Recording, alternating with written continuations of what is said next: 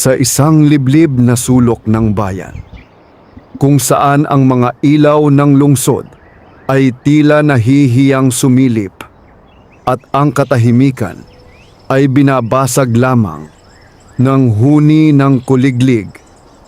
Naroroon ang isang maliit na eskinita na kinalimutan na ng panahon. Ang mga bahay ay yari sa pinagtagpi-tagping yero at kahoy, at ang lupa ay laging basa, tila may sariling luha na hindi natutuyo. Dito nakatira si Lito, isang batang pulubi na walang ibang kinilala kundi ang kalsada bilang tahanan. 11 taong gulang pa lamang siya, ngunit ang kanyang mga mata ay tila nakakita na ng higit pa sa dapat makita ng isang bata. Maaga siyang natutong maghanap ng pagkain sa basurahan, umiwas sa mapang-abusong tao, at matulog ng may isang mata na bukas, handa sa anumang panganib. Wala siyang pamilya, wala ring nakakaalala kung saan siya nagmula. Ngunit sa kabila ng lahat, may isang bagay na hindi kailanman nawala kay Lito: ang kanyang kabutihan. Tuwing may natitirang pagkain, kahit kaunti, ibinabahagi niya ito sa mga kapwa niya, batang lansangan. Kapag may sugatan na aso o pusang gala, siya ang unang lumalapit upang mag-alaga. Para sa kanya, ang mundo ay hindi kailanman naging mabait, ngunit pinili niyang maging mabait pa rin. Isang gabi, habang ang buwan ay nakasabit sa kalangitan na parang isang tahimik na saksi, si Lito ay naglalakad sa gilid ng isang abandonadong lote.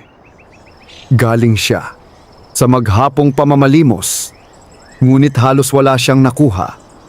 Isang pirasong tinapay lamang na matigas, na parang bato. Hawak niya ito habang iniisip kung kakainin ba niya agad o itatabi para sa bukas. Ngunit sa kanyang paglalakad, may napansin siyang kakaiba. Isang mahinang liwanag ang kumikislap mula sa ilalim ng isang lumang puno ng balete. Napahinto siya. Karaniwan, ang mga batang lansangan ay natutong umiwas sa mga ganitong bagay. Ang hindi maipaliwanag ay kadalasang may kaakibat na panganib. Ngunit may kung anong hatak sa kanya. Isang pakiramdam na hindi niya maipaliwanag.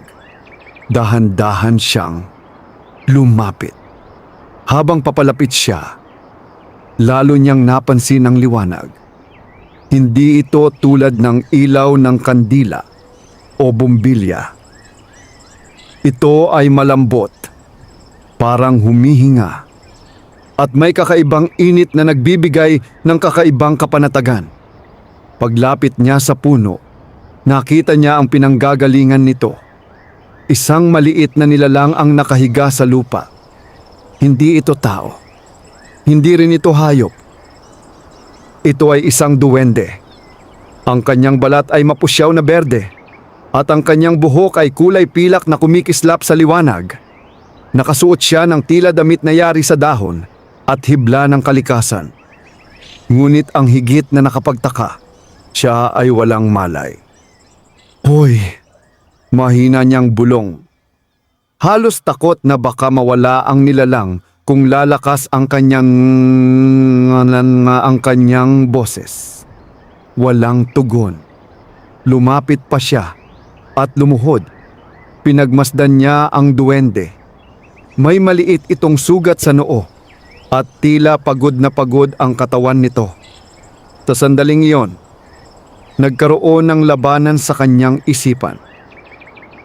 Iwanan ito at umalis. Iyon ang mas ligtas.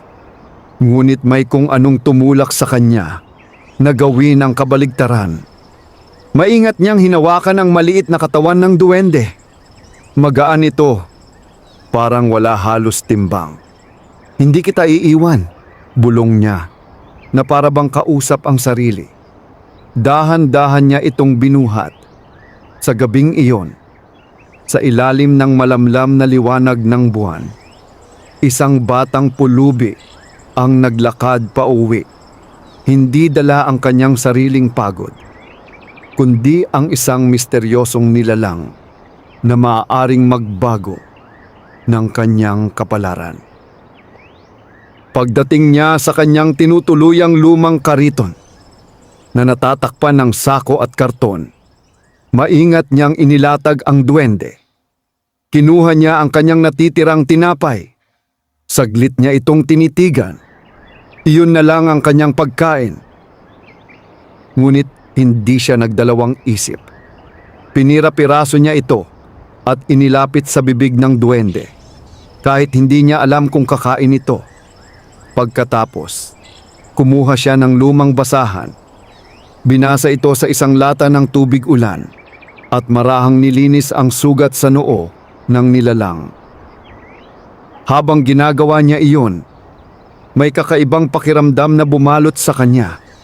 Hindi ito takot, hindi rin ito kaba, kundi isang tahimik na pag-asa.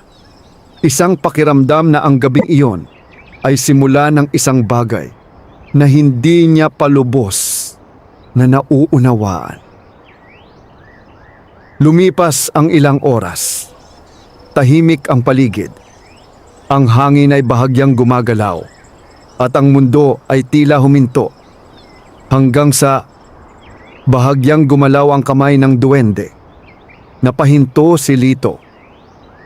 Unti-unting bumukas ang mga mata ng nilalang. At sa unang pagkakataon, nagtagpo ang kanilang mga tingin. Isang batang walang-wala at isang nilalang mula sa mundong hindi nakikita ng karamihan. Hindi pa alam ni Lito, ngunit ang simpleng desisyon niyang tumulong sa gabing iyon ay magbubukas ng pintuan sa isang kwento na higit pa sa kanyang inaakala. Isang kwento ng hiwaga, ng kapalaran, at ng kabutihang kayang baguhin ang dalawang magkaibang mundo.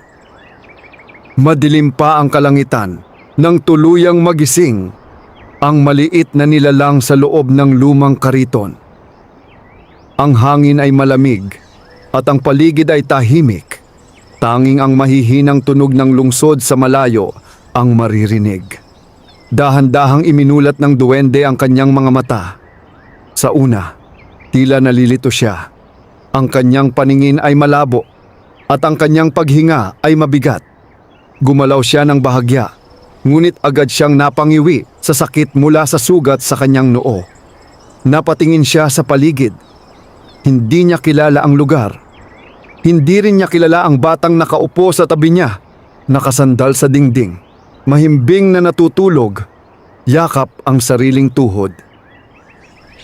Si Lito, tahimik na pinagmasdan ng duwende ang bata. Sa kanyang murang edad, kapansin-pansin na ang hirap ng buhay na dinanas nito. Marumi ang kanyang damit, payat ang katawan, at may mga galos ang kanyang mga braso, mga bakas ng araw-araw na pakikipaglaban para mabuhay. Ngunit sa kabila ng lahat, payapa ang kanyang mukha habang natutulog, parang isang batang hindi kailanman nawalan ng pag-asa.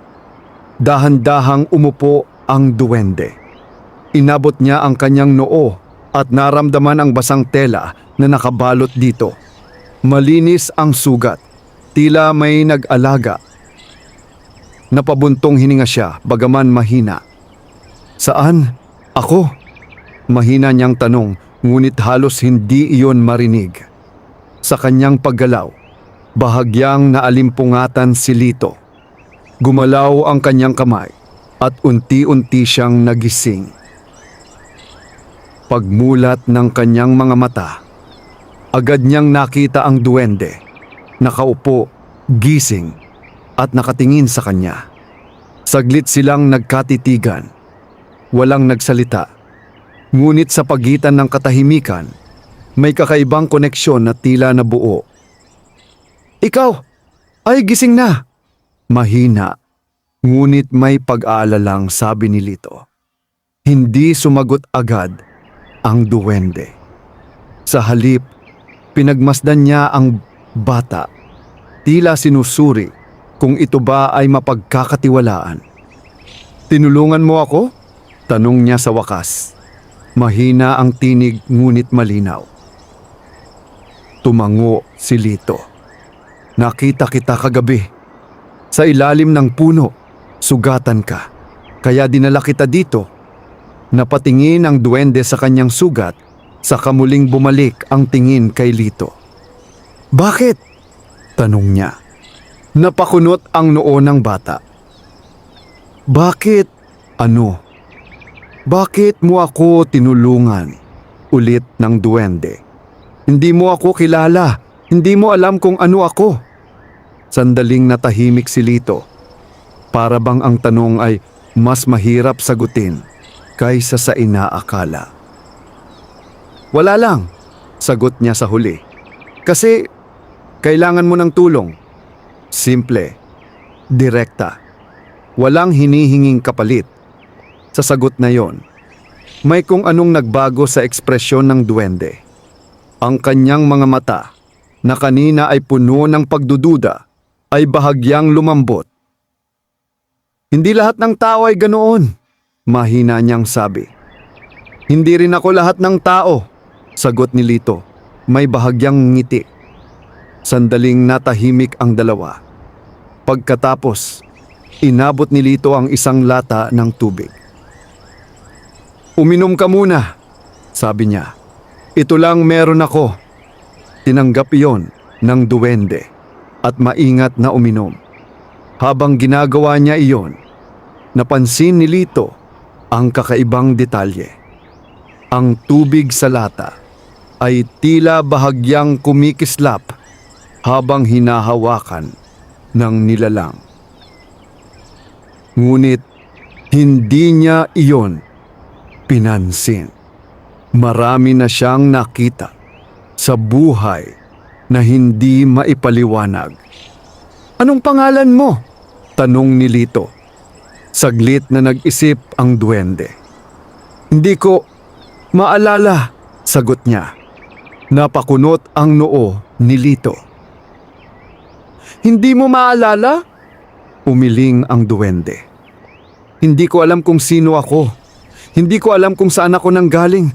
Ang huling naaalala ko ay ang liwanag at pagkatapos wala na. Napatahimik si Lito.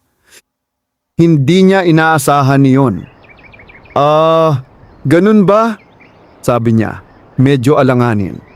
Okay lang yan, babalik din yan. Tumingin sa kanya ang duwende. Sigurado ka? Hindi agad sumagot si Lito. Ngunit pagkatapos ng ilang sandali, ngumiti siya. Hindi, sagot niya. Pero hindi rin naman kailangan agad, di ba? Sa simpleng sagot na yon, napangiti ng bahagya ang duwende. Marahil sa unang pagkakataon mula nang siya ay magising. Kung ganun, sabi ni Lito, kailangan ka muna nating bigyan ng pangalan. Napataas ang kilay ng duwende. Pangalan? Oo, sagot ni Lito. Hindi pwedeng duwende lang ang tawag ko sa iyo araw-araw. Napaisip ang bata. Tinitigan niya ang nilalang, ang kanyang mapusyaw na balat, ang pilak na buhok, at ang kakaibang liwanag na tila nakapalibot sa kanya. Bulong niya. Pagkatapos, bigla siyang napangiti. Ano sa tingin mo sa pangalang Lumi? Tanong niya. Napatingin ang duwende sa kanya. Lumi? Oo, sagot ni Lito. Galing sa liwanag. Kasi nung nakita kita, kumikislap ka sa dilim. Sandaling natahimik ang duwende. Pagkatapos, dahan-dahan siyang tumango. Lumi, ulit niya. Tila sinusubukan ang tunog ng pangalan. Gusto mo? Tanong ni Lito. Muli siyang tumango. Oo, gusto ko. Ngumiti si Lito. Okay, ako si Lito, ikaw si Lumi. Sa sandaling iyon, tila may nabuo na hindi basta-basta mapuputol. Isang pagkakaibigan, isang ugnayan sa pagitan ng dalawang nilalang mula sa magkaibang mundo. Parehong may kulang, ngunit parehong may kakayahang magbigay. Ngunit sa labas ng nilang maliit na kanlungan, may mga bagay na nagsisimulang gumalaw. Mga bagay na hindi pa nila alam. At sa tahimik na pagsisimula ng kanilang pagkakaibigan, unti-unting lumalapit ang mga pangyayaring susubok sa kanilang tapang, tiwala at kabutihan. Sumikat ang araw na tila walang kaalam-alam sa mga pagbabagong nagsimula sa maliit na kariton ni Lito. Ang liwanag nito ay dahan-dahang pumasok sa mga siwang ng yero, tumatama sa mukha ng batang mahimbing pa ang tulog. Ngunit si Lumi ay gising na. Tahimik siyang nakaupo sa gilid ng kariton, nakatanaw sa labas. Ang mundo ng mga tao ay bago sa kanyang paningin. Maingay, magulo, at puno ng kakaibang galaw. Ang bawat tunog, bawat liwanag, at bawat anino ay tila may kahulugan na hindi niya palubos maunawaan. Iminulat ni Lito ang kanyang mga mata at agad na hinanap si Lumi. Nandyan ka lang pala, sabi niya, bahagyang nakangiti. Lumapit siya at naupo sa tabi ng duwende. Kamusta pakiramdam mo? Tanong niya. Ayos na, sagot ni Lumi. Mas magaan na. Napansin ni Lito na tila mas maliwanag ang aura ng duwende ngayon. Ang kanyang balat ay bahagyang kumikislap at ang kanyang mga mata ay may kakaibang ningning. Parang may lihim na enerhiyang unti-unting bumabalik. Gutom ka ba? Tanong ni Lito. Tumango si Lumi. Kahit hindi siya sigurado kung ano ang pakiramdam ng gutom sa mundo ng tao. Tumayo si Lito at kinuha ang isang maliit na plastik na supot. May lamang kaunting kanin at isang pirasong tuyo. Nakuha niya ito kahapon mula sa isang karinderya. Ito lang meron, sabi niya. Iniaabot ang pagkain. Tinanggap iyon ni Lumi at maingat na tinitigan ang pagkain. Ganito ba kumain ang mga tao? Tanong niya. Oo, sagot ni Lito. Simple lang, kain lang. Dahan-dahang kumain si Lumi. Sa bawat subo, tila may kakaibang reaksyon sa kanyang katawan. Parang may enerhiyang dumadaloy sa kanya. Napansin iyon ni Lito. Ayos ka lang? Tanong niya. Tumango si Lumi. May kakaibang pakiramdam, sabi niya. Parang may nagigising. Napakunot ang noo ni Lito. Ano ibig mong sabihin? Hindi agad sumagot si Lumi. Sa halip, itinaas niya ang kanyang kamay at tinitigan ito. At doon nagsimula ang hindi inaasahan. Isang munting liwanag ang unti-unting lumitaw sa kanyang palad. Maliit lamang, parang alitap-tap. Ngunit buhay. Napaatras si Lito. Ano yan? Bulong niya. Hindi rin makapaniwala si Lumi. Hindi ko alam, sagot niya. Pero parang kilala ko ito. Unti-unting lumaki ang liwanag, ngunit nanatiling banayad. Hindi ito nakakasakit sa mata. Sa halip, nagbibigay ito ng kakaibang kapanatagan. Mahika ba yan? Tanong ni Lito. may halong takot at paghanga. Tumingin sa kanya si Lumi. "Siguro," sagot niya. "Parang bahagi ko ito." Biglang humangin sa loob ng kariton kahit walang bukas na pinto o bintana. Ang liwanag sa palad ni Lumi ay bahagyang kumislap ng mas malakas. At sa isang iglap, nawala ito. Parang hindi kailanman nangyari. Napatingin ang dalawa sa isa't isa. Tahimik. Ngunit ang katahimikan ay puno ng tanong. "Ang galing noon," sabi ni Lito. Unti-unting bumabalik ang kanyang ngiti. "Ibig sabihin, espesyal ka talaga." "Hindi ko alam kung mabuti ba yon," sagot ni Lumi. "Bakit naman hindi? Kung may naghahanap sa akin, baka hindi sila mabait." Napaisip si Lito. Hindi niya iyon naisip. Ngunit sa paraan ng pagsasalita ni Lumi, tila may panganib na hindi pa nila nakikita. "Kung ganun," sabi ni Lito, "hindi kita pababayaan." Napatingin si Lumi sa kanya. "Bakit mo gagawin yon?" "Hindi ko rin alam," sagot ni Lito, bahagyang napangiti. "Siguro kasi kaibigan na kita." Sa simpleng salitang iyon, tila may init na dumaloy sa paligid. Ngunit sa labas, may ibang mga mata ang nakamasid. Sa gilid ng abandonadong lote, may isang matandang lalaki na nakasuot ng maitim na balabal ang tahimik na nakatayo. Hindi siya pangkaraniwan. Ang kanyang presensya ay tila hindi akma sa mundong iyon. Ang kanyang mga mata ay nakatutok sa kariton. Sa wakas, bulong niya, "Natagpuan na kita." Sa kanyang kamay, may hawak siyang isang lumang anting-anting na bahagyang kumikislap, tugon sa kapangyarihang naramdaman niya mula kay Lumi. Ang kapangyarihan ng liwanag, dagdag niya, hindi dapat mapunta sa maling kamay. Ngunit hindi malinaw kung sino sa kanila ang tinutukoy niyang maling kamay.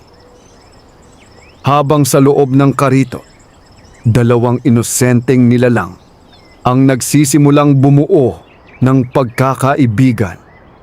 Sa labas naman, unti-unting humihigpit ang panganib na nakapaligid sa kanila at ang mahiwagang liwanag na minsang sumilay sa palad ni Lumi ay maaaring maging susi sa kanilang kaligtasan o sa kanilang kapahamakan. Hindi napansin ni Lito at Lumi ang presensyang nagmamasid sa kanila mula sa labas. Para sa kanila, ang umagang iyon ay tulad lamang ng ibang araw, payak, tahimik, at puno ng maliliit na pag-asa. Ngunit sa likod ng katahimikan, may isang panganib na unti-unting lumalapit. Sa loob ng kariton, abala si Lito sa pag-aayos ng kanilang munting tirahan. Pinagpatong-patong niya ang mga karton upang gawing mas maayos ang higaan ni Lumi. Kahit kapos sa lahat, sinisikap niyang gawing komportable ang kaibigan. Samantala, si Lumi ay tahimik na nakaupo, nakatanaw sa kanyang mga kamay. Hindi pa rin siya mapakali. Ang liwanag na lumitaw kanina, bagamat panandalian lamang, ay tila may iniwang bakas sa kanyang katawan. Paminsan-minsan, nakakaramdam siya ng banayad na init sa kanyang palad.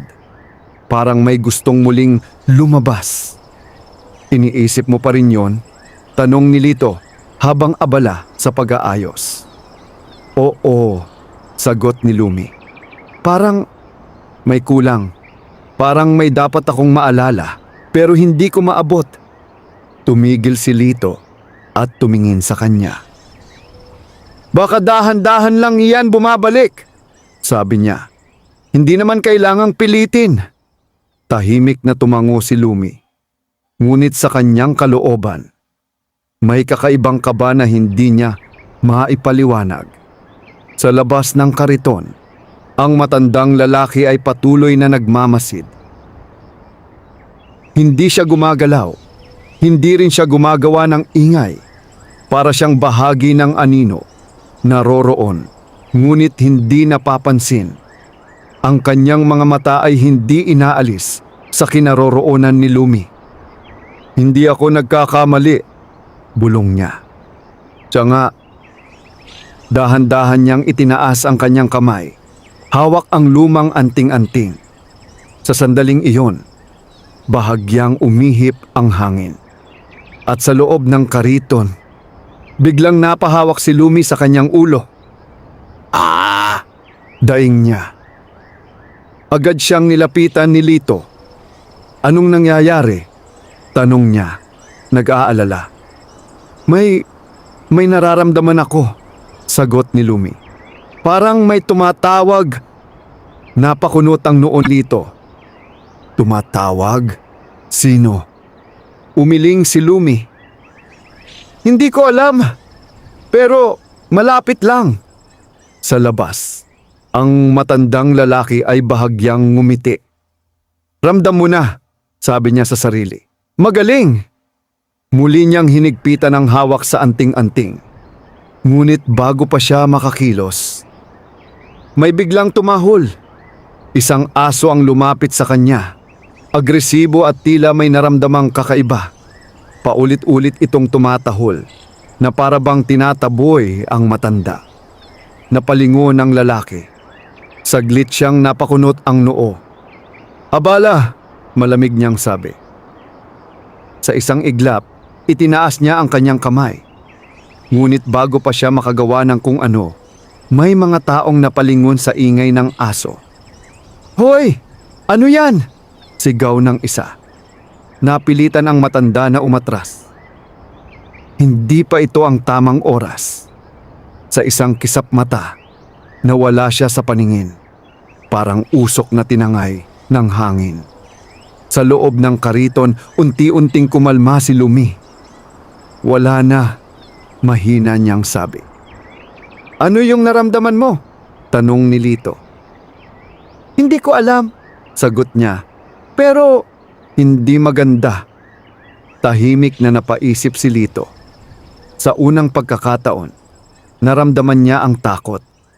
Hindi para sa sarili niya, kundi para kay Lumi. Makinig ka, sabi niya. Seryoso ang tono. Kung may naghahanap sa iyo, kailangan nating mag-ingat. Tumingin sa kanya si Lumi. Paano? Huminga ng malalim si Lito. Hindi tayo lalabas masyado. At kung may kakaiba kang maramdaman, sabihin mo agad sa akin. Hindi ka natatakot? Tanong ni Lumi. Ngumiti si Lito. Isang ngiting may halong tapang at pagod. Araw-araw akong natatakot, sagot niya. Pero sanay na ako. Saglit na natahimik si Lumi. Pagkatapos, marahan siyang nagsalita. Salamat, Lito. Hindi agad sumagot ang bata. Ngunit sa kanyang puso, ramdam niya ang bigat ng mga salitang iyon. Hindi lang basta pasasalamat, kundi pagtitiwala. At sa mundong kinalakihan niya, iyon ang pinakamahalagang bagay na bihirang ibigay. Ngunit habang lumalalim ang kanilang pagkakaibigan, lalong lumalapit ang panganib. At ang aninong minsang umatras ay hindi tuluyang nawala. Naghihintay lamang ito sa tamang sandali. Lumipas ang ilang araw na tila payapa, ngunit ang kapayapaang iyon ay may kasamang tahimik na pangamba. Hindi man nila nakikita, nararamdaman ni Lito at Lumi na may kung anong nagbabantay. Isang presensyang hindi nagpapakita, ngunit hindi rin nawawala. Mas naging maingat si Lito. Hindi na siya basta lumalayo. Kung lalabas man siya upang maghanap ng pagkain, sinisigurado niyang mabilis lang at laging may dinaraanan na matao. Si Lumi naman ay nananatili sa loob ng kariton, tahimik na nagmamasid at sinusubukang unawain ang kakaibang kapangyarihang unti-unting bumabalik sa kanya. Isang hapon, habang papalubog ang araw at ang langit ay kumukulay kahel, bumalik si Lito na may dalang kaunting pagkain, tinapay at sabaw na ibinigay ng isang matandang tindera. "Maswerte tayo ngayon," sabi niya, bahagyang hinihingal. "May nagbigay sa akin ng sabaw." Ngumiti si Lumi. "Salamat sa pagbalik," sagot niya. Napatingin si Lito sa kanya. "Bakit parang ang lalim naman nun?" Biro niya. Ngunit hindi ngumiti si Lumi. "Kanina," mahina niyang sabi, "may naramdaman na naman ako." Agad na naging seryoso si Lito. "Ano? Parang mas malapit na siya," sagot ni Lumi. "Mas malinaw. Parang may matang nakatingin sa akin kahit hindi ko nakikita." Napahigpit ang hawak ni Lito sa plastik ng pagkain. "Hindi yan maganda," bulong niya. Tahimik silang kumain, ngunit ang dating payapang sandali ay napalitan ng tensyon. Pagkatapos kumain, umupo si Lumi sa gilid ng kariton at tumingin sa kanyang palad. "Subukan ko ulit," sabi niya. "Sigurado ka?" tanong ni Lito. Tumango si Lumi. Dahan-dahan niyang ipinikit ang kanyang mga mata.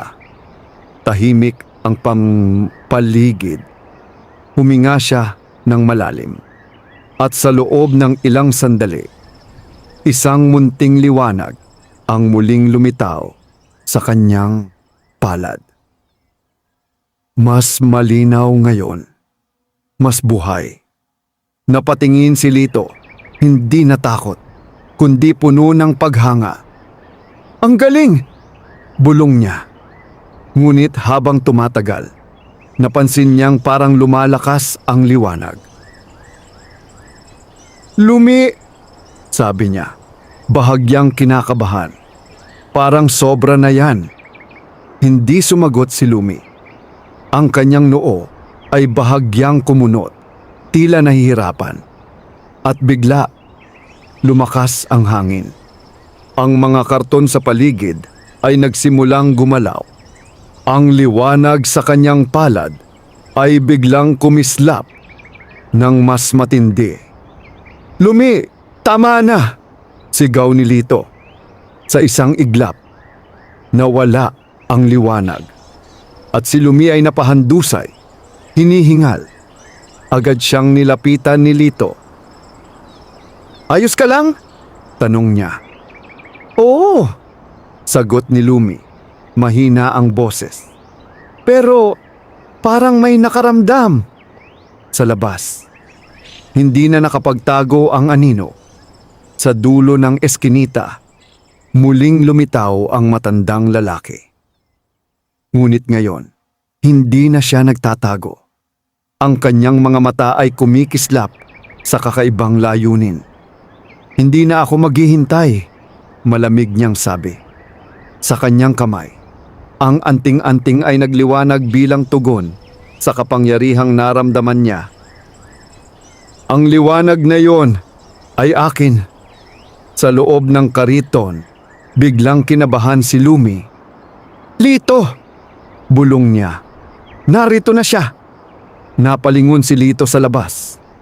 Sa unang pagkakataon, nakita niya ang matandang lalaki. Nakatayo ito sa di kalayuan, tahimik, ngunit nakakatakot. Hindi siya gumagalaw, ngunit sapat na ang presensya niya upang magdala ng malamig na takot. "Sino yan?" tanong ni Lito. Pilit na pinapatatag ang sarili. "Hindi ko alam," sagot ni Lumi. "Pero hindi siya mabuti." Dahan-dahang tumayo si Lito. Kahit nanginginig ang kanyang tuhod, inilagay niya ang sarili sa harap ni Lumi. Parang isang pader. Isang batang walang laban. Ngunit handang lumaban. "Huwag kang lalabas," sabi niya. "Lito," tawag ni Lumi. "Manatili ka lang," ulit niya. Mas matatag na ngayon ang boses. Sa labas, nagsimulang maglakad ang matandang lalaki. 1, 2, 3. Bawat hakbang ay mabigat. Bawat paglapit ay nagpapalakas ng kaba sa dibdib ni Lito. Ngunit hindi siya umatras. Sa kabila ng takot, pinili niyang manatili. Dahil sa unang pagkakataon sa buhay niya, may isang taong umaasa sa kanya at hindi niya ito kayang pabayaan. Huminto ang matanda, ilang hakbang mula sa kariton. Nagtagpo ang kanilang mga mata. "Lumayo ka," sabi ni Lito, kahit nanginginig ang kanyang boses. Tila naaliw ang matanda. "Matapang ka," sabi niya. Ngunit hindi sapat. Napahigpit ang kamao ni Lito. "Hindi kita hahayaang kunin siya." Ngumiti ang matanda, isang ngiting walang init. "Hindi ikaw ang magpapasya." At sa sandaling iyon, nagsimula ang unang tunay na pagsubok.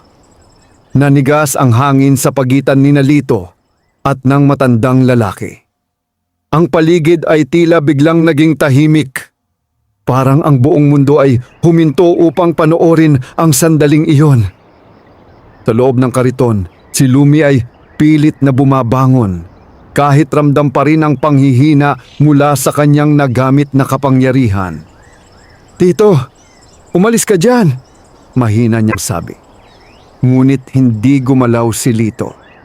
Nakatayo siya sa harap ng kariton. Ang maliit niyang katawan ay tila isang hadlang laban sa paparating na panganib. Nanginginig ang kanyang mga kamay, ngunit hindi siya umatras. "Hindi," sagot niya. "Hindi kita iiwan."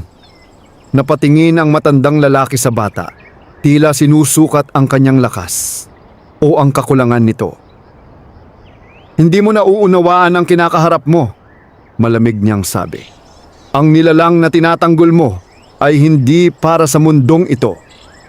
"Hindi ko kailangan maintindihan," sagot ni Lito.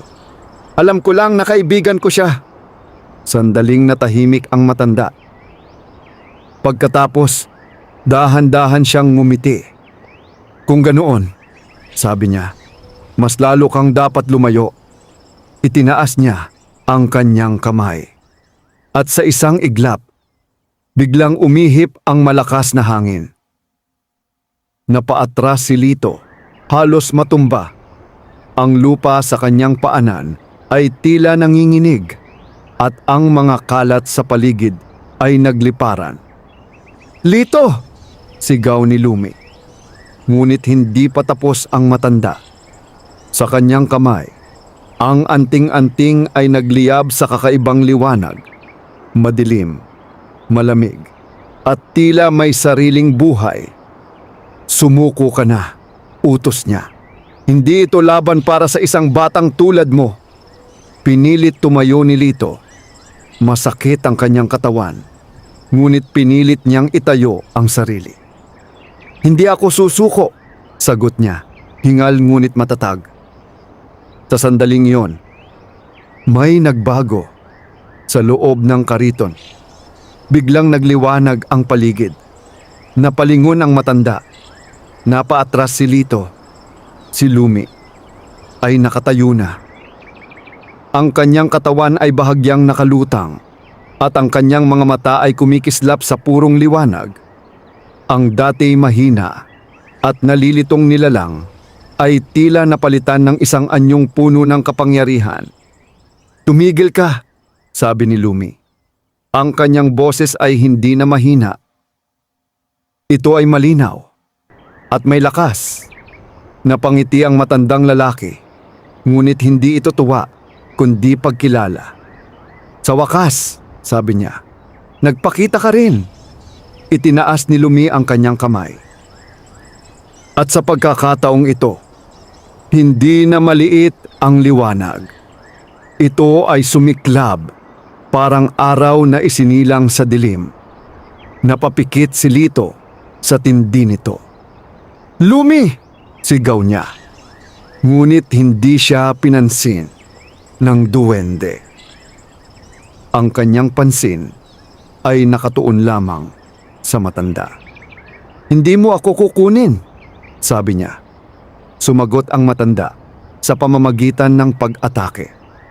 Isang bugso ng madilim na enerhiya ang pinakawalan niya mula sa kanyang anting-anting, diretso kay Lumi. Ngunit bago pa ito tumama, sumalubong ang liwanag ni Lumi. Nagbanggaan ang dalawang puwersa. Isang malakas na pagsabog ng enerhiya ang kumalat sa paligid. Napaatras si Lito at napaupo sa lupa, nanginginig. Ang kariton ay bahagyang nasira. Ang mga karton ay nagkalat at ang hangin ay puno ng alikabok. Sa gitna ng lahat, nakatayo si Lumi, ngunit hingal na hingal. Samantala, ang matandang lalaki ay bahagyang umatras. Hindi siya nasaktan, ngunit malinaw na nagulat. "Hindi pa buo ang kapangyarihan mo," sabi niya, ngunit sapat upang lumaban. Tinitigan niya si Lumi, saka si Lito. "At iyan ang iyong kahinaan," napakunot ang noo ni Lumi. Ngunit bago pa siya makasagot, biglang naglaho ang matanda. Parang aninong nilamon ng dilim. Tahimik. Biglaan. Wala. Bumagsak si Lumi sa lupa. "Lumi!" sigaw ni Lito. Agad siyang lumapit. Hinawakan niya ang duwende. "Ayos ka lang?" tanong niya. Halos maiyak. Mahinang tumango si Lumi. "Umalis na siya," bulong niya. Ngunit ang kanyang boses ay halos hindi marinig. Napahigpit ang yakap ni Lito. "Hindi na kita pababayaan," sabi niya. Ngunit sa kanyang puso, alam niyang hindi pa tapos ang lahat. Ang sagupaan na yon ay simula pa lamang. At ang kapangyarihang ipinakita ni Lumi ay hindi lamang biyaya, kundi isang bagay na maaaring maging dahilan ng mas malaking panganib. Sa gabing iyon, habang tahimik ang paligid at unti-unting bumabalik ang katahimikan, dalawang nilalang ang nagtagumpay sa unang laban. Ngunit sa anino ng kanilang tagumpay, may paparating na mas mabigat na pagsubok. Tahimik ang gabi matapos ang naganap na sagupaan. Ang hangin ay tila pagod at ang paligid ay puno ng bakas ng kanilang pinagdaanan. Nagkalat na karton, sirang yero at mga alikabok na hindi pa tuluyang humuhupa. Sa loob ng kariton, nakahiga si Lumi. Mahina at halos hindi makagalaw. Ang kanyang liwanag ay wala na at ang kanyang katawan ay tila muling bumalik sa pagiging marupok. Samantala, si Lito ay abala sa pag-aayos ng kanilang nasirang tahanan. Kahit pagod at sugatan, pinilit niyang itayo muli ang kariton. Hindi para sa sarili niya, kundi para kay Lumi. "Sandali lang, aayusin ko to," bulong niya habang pinupunasan ang pawis sa kanyang noo. Ngunit sa bawat galaw niya, halata ang kirot sa kanyang katawan. May mga galos ang kanyang braso at ang kanyang tuhod ay may sugat mula sa pagkakadapa kanina. Pagkatapos ng ilang sandali, lumapit siya kay Lumi. "Ayos ka lang ba?" tanong niya, marahang umupo sa tabi nito. Mahinang iminulat ni Lumi ang kanyang mga mata. "Pasensya na," bulong niya.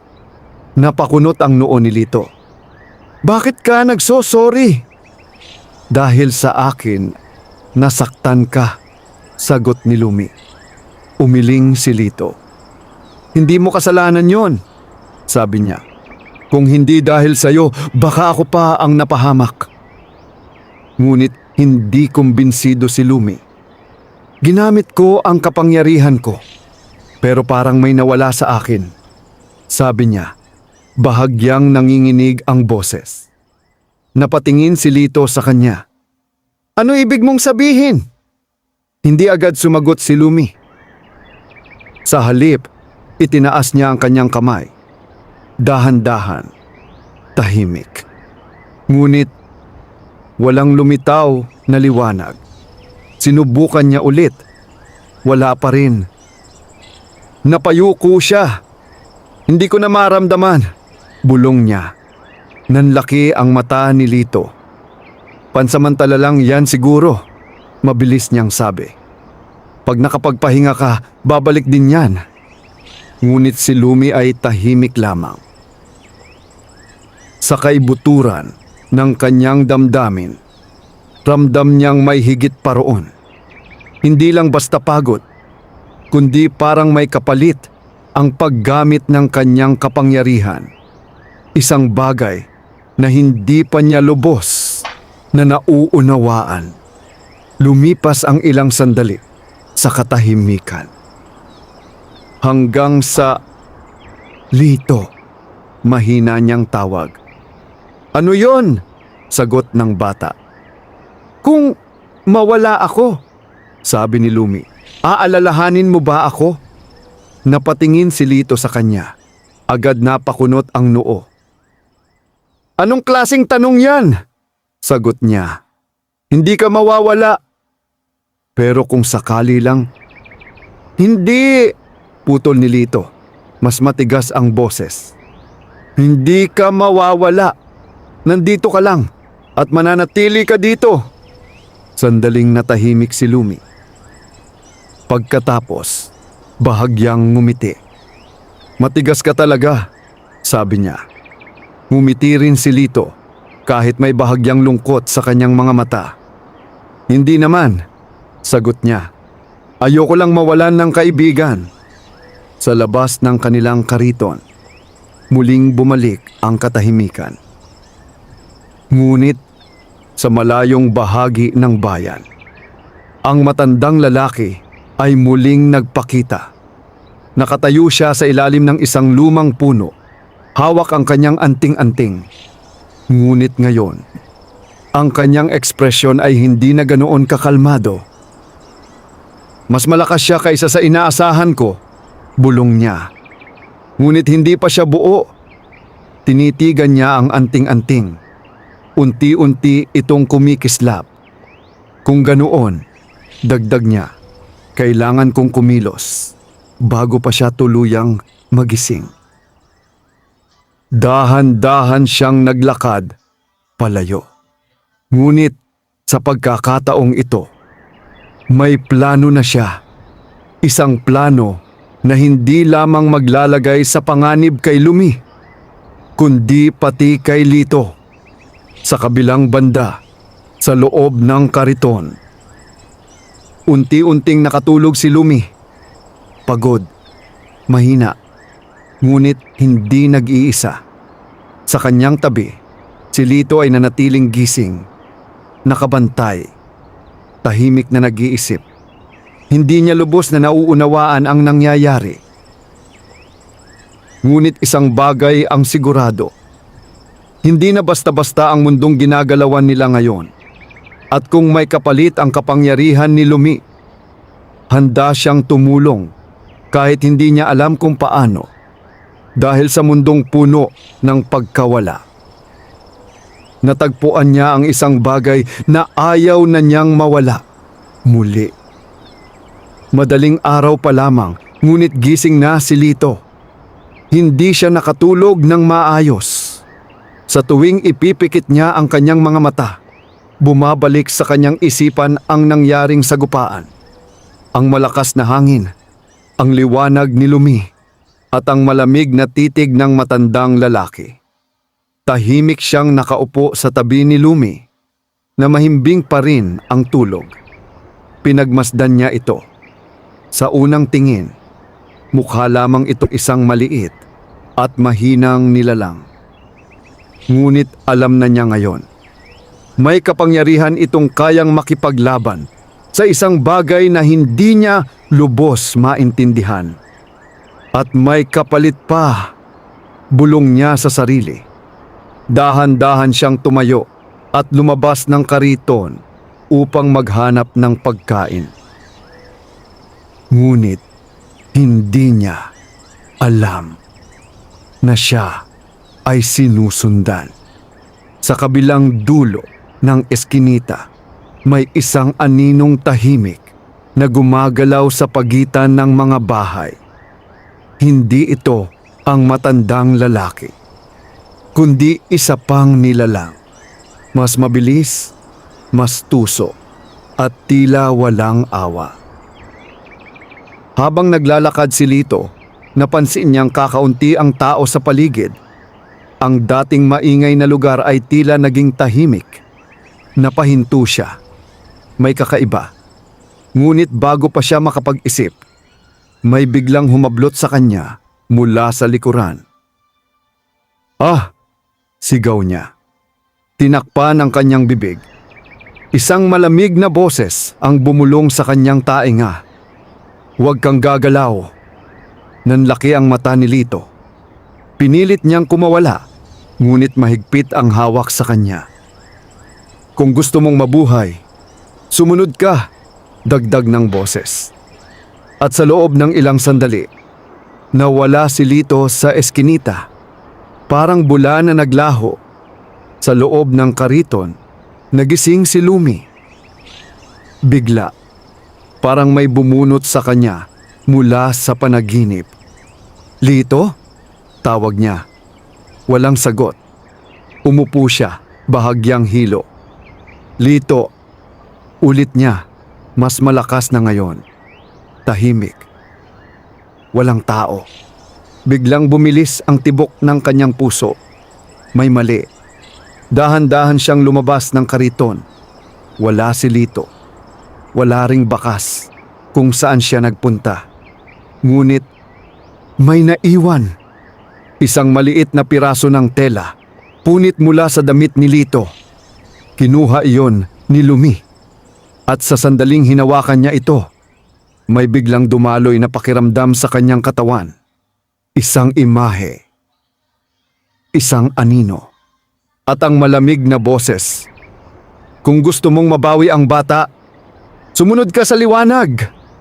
Napahawak si Lumi sa kanyang ulo. "Hindi," bulong niya.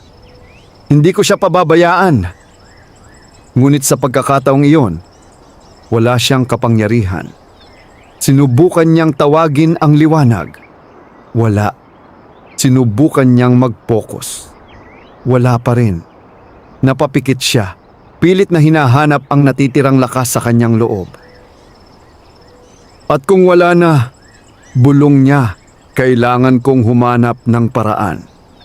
Sa malayong bahagi ng bayan, sa isang abandonadong gusali, nakatali si Lito sa isang lumang upuan. Nanlilisik ang kanyang mga mata, pilit na pinipigilan ang takot. Sa harap niya, nakatayo ang matandang lalaki. At sa kanyang tabi, ang aninong kumuha kay Lito. "Magaling," sabi ng matanda. "Mas mabilis ka kaysa sa inaasahan ko." Tahimik na tumango ang anino. "Nasaan siya?" tanong ni Lito, pilit na matapang. Ngumiti ang matanda. "Huwag kang mag-alala," sabi niya. "Darating din siya." Napahigpit ang kamao ni Lito. "Hindi siya pupunta," sagot niya. "Hindi siya tanga."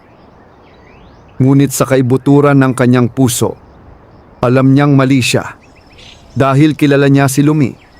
At alam niyang hindi siya mag-iiwan ng kaibigan. Sa labas ng abandonadong gusali, dahan-dahang lumalakad si Lumi. Mahina, ngunit determinado. Kahit wala siyang kapangyarihan, mayroon siyang dahilan. At sa pagkakataong ito, hindi na siya lalaban para sa sarili niya, kundi para sa batang unang tumulong sa kanya. Nang wala siyang maalala, at wala siyang kakayahang ipagtanggol ang sarili, ngunit ang hindi niya alam, ang daang tinatahak niya ay isang bitag, isang plano na matagal nang inihanda.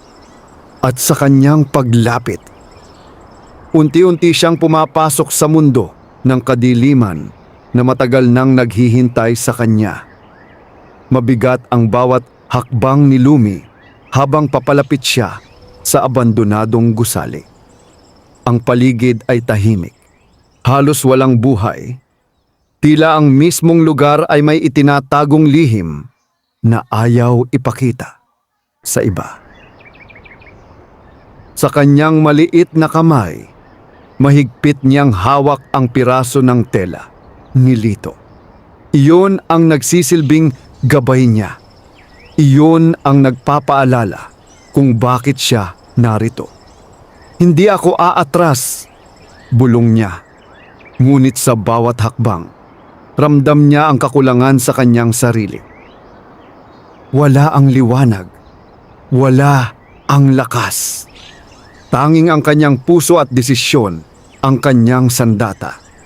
Pagdating niya sa pintuan ng gusali, bahagya itong bumukas ng walang kahit anong tulak. Isang malamig na hangin ang sumalubong sa kanya. Pumasok siya. Sa loob, madilim at puno ng alikabok ang paligid. Ang sahig ay lumang semento at ang kisame ay may mga bitak na tila anumang oras ay maaaring gumuho. Ngunit sa gitna ng dilim, may liwanag. Isang mahinang ilaw sa dulo ng silid. At doon, nakatali si Lito. "Lumi!" sigaw niya nang makita ang duwende. Agad na lumapit si Lumi, ngunit bago pa siya makarating, "Tumigil ka!" Isang malamig na boses ang pumigil sa kanya. Mula sa anino, lumabas ang matandang lalaki. Tahimik, ngunit mapanganib. "Alam kong pupunta ka," sabi niya. Napahigpit ang hawak ni Lumi sa tela. "Palayain mo siya," matatag niyang sabi. Ngumiti ang matanda. "Ganun ba kadali?" sagot niya. Isang buhay kapalit ng isa. Napakunot ang noo ni Lumi. "Anong ibig mong sabihin?" "Sumama ka sa akin," sabi ng matanda. "At palalayain ko ang bata." Nanlaki ang mata ni Lito. "Huwag!" sigaw niya. "Lumi, huwag kang makinig sa kanya." Ngunit hindi inalis ni Lumi ang kanyang tingin sa matanda. "Bakit ako?" tanong niya. Dahan-dahang naglakad ang matanda palapit. "Dahil ikaw ang susi," sagot niya. "Ang kapangyarihang nasa loob mo ay hindi para sa mundong ito, at ako lamang ang makakapagpalabas ng tunay nitong lakas." Umiling si Lumi. "Hindi ko kailangan yan." "Hindi mo kailangan," sagot ng matanda. "Pero kailangan ka ng kapangyarihan mo." Tumigil siya ilang hakbang mula kay Lumi. "At kung hindi mo ako sasamahan," dagdag niya, "mamamatay ang batang iyon." Biglang tumahimik ang paligid. Ang hangin ay tila naging mas mabigat. Napatingin si Lumi kay Lito. Ang bata ay pilit na kumakawala sa pagkakatali. Nanginginig ngunit matatag ang tingin. "Huwag mong gawin," sabi ni Lito. "Ayos lang ako. Makakahanap tayo ng paraan." Ngunit alam ni Lumi, wala silang oras. Wala rin siyang lakas upang lumaban. At sa unang pagkakataon, kailangan niyang pumili. Ang sarili niya o ang kaibigan niya. Dahan-dahan siyang huminga At kung sumama ako sa'yo, tanong niya, sigurado ka bang pakakawalan mo siya? Ngumiti ang matanda. Oo. Napapikit si Lumi. Tahimik. Isang sandali ng mabigat na desisyon. Pagkatapos, payag ako, sabi niya. Hindi, sigaw ni Lito. Ngunit huli na. Lumapit si Lumi sa matanda. Sa sandaling iyon, tila may kung anong nagbago sa paligid. Ang hangin ay umikot. Ang liwanag sa loob ng gusali ay bahagyang kumislap. At sa puso ni Lumi, may muling nagising. Hindi ang liwanag, kundi ang lakas ng kanyang desisyon. Ngunit hindi iyon napansin ng matanda. Sa kanyang mukha, makikita ang tagumpay. Magaling, sabi niya. Iwinasiwas niya ang kanyang kamay. At ang tali ni Lito ay biglang kumalas. Napabagsak ang bata sa sahig. Agad siyang tumayo. Lumi, huwag kang sumama sa kanya! Sigaw niya. Ngunit si Lumi ay nakatayo na sa tabi ng matanda. Tahimik. Ngunit matatag. Alagaan mo ang sarili mo, sabi niya. Nanlaki ang mata ni Lito. Hindi kita iiwan. Ngunit bago pa siya makalapit, isang puwersa ang tumulak sa kanya palayo. Umalis ka, utos ng matanda. Sa isang iglap, nawala si Lito sa loob ng gusali. Naiwan si Lumi, kasama ang matandang lalaki at ang anino. Tahimik na naglakad ang matanda palayo. Simula na, sabi niya. Ngunit habang sila ay papalalim sa dilim, may kakaibang pakiramdam na unti-unting lumalakas sa loob ni Lumi. Isang bagay na hindi niya pa naramdaman noon. Hindi takot, hindi panghihina, kundi lakas. At sa pagkakataong ito, hindi na siya nag-iisa dahil sa kanyang puso. Dala niya ang alaala ng batang pulubi na nagturo sa kanya kung ano ang tunay na kabutihan. At iyon, ang maaring maging pinakamalakas niyang kapangyarihan. Sa gitna ng lumang gusali, sa pinakaloob nitong bahagi na tila matagal nang inabandona ng mundo, dinala si Lumi ng matandang lalaki. Ang silid ay bilog, napapalibutan ng mga lumang simbolo na nakaukit sa sahig at dingding. Mga tanda ng sinaunang kapangyarihan na matagal nang nakalimutan ng karamihan. Sa gitna nito ay isang madilim na bilog, parang hukay ng enerhiya na unti-unting umiikot. Dito magsisimula ang iyong tunay na layunin, sabi ng matanda. Tahimik na nakatayo si Lumi. Hindi siya lumalaban. Hindi siya natatakot. Ngunit sa loob niya, may tahimik na pag-aalab. Isang damdaming hindi niya palubos may paliwanag. Anong gagawin mo sa akin? Tanong niya. Palalayain kita, sagot ng matanda. Palalayain mula sa kahinaan. Palalayain mula sa pagkakulong. Sa anyong iyan. Napatingin si Lumi sa kanyang mga kamay. Hindi ako nakakulong, sabi niya. Ngumiti ang matanda, ngunit malamig. Hindi mo pa nauunawaan, sagot niya. Ang kapangyarihan mo ay hindi para sa awa, kundi para sa pamamahala. Sa likod ng mga salita nito, ang anting-anting ay nagsimulang magliwanag. Mas madilim, mas mabigat, at tila may sariling kagustuhan. Ilabas mo ang liwanag mo, utos niya. Tahimik si Lumi. Sinubukan niyang tawagin ang kapangyarihan, ngunit tulad ng inaasahan, walang lumitaw. Hindi ko kaya, sabi niya. Napakunot ang noo ng matanda. Hindi mo kaya o ayaw mo? Tanong niya. Hindi sumagot si Lumi. Sa halip, ipinikit niya ang kanyang mga mata. At sa katahimikan, naalala niya si Lito, ang batang walang-wala, ang batang tumulong sa kanya nang walang kapalit, ang batang hindi natakot kahit wala siyang laban. At sa alaala na iyon, may nagbago. Isang banayad na init ang muling sumilay sa kanyang dibdib. Unti-unti, mahina, ngunit totoo. Hindi mo naiintindihan, sabi ni Lumi. Dahan-dahang muling dumilat. Napansin yon ng matanda. Ano?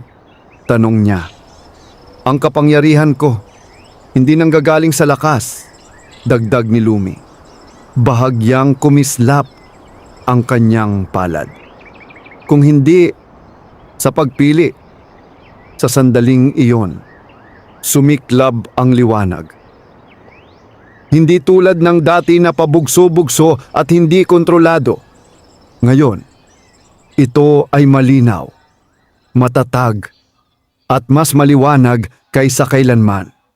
Napaatras ang matanda. Hindi maaari, bulong niya. Ngunit huli na. Ang liwanag ay kumalat sa buong silid. Tinatabunan ang madilim na enerhiya. Ang mga simbolo sa sahig ay nagsimulang magliwanag na para bang tumutugon sa bagong lakas ni Lumi. Hindi mo ako makokontrol, sabi niya. Sinubukan ng matanda na lumaban. Itinaas niya ang anting-anting at pinakawalan ang madilim na enerhiya. Ngunit sa pagkakataong ito, hindi ito sapat. Ang liwanag ni Lumi ay mas malakas. Mas malinis. Mas totoo. Nagbanggaan muli ang dalawang puwersa. Ngunit ngayon, hindi na ito pantay. Unti-unting nilamon ng liwanag ang kadiliman. Hindi, sigaw ng matanda. Sa isang huling pagsabog ng enerhiya, nabasag ang anting-anting at sa pagkabasag nito, parang nawala ang lakas ng matanda. Napaupo siya sa lupa, nanginginig, tahimik, natalo.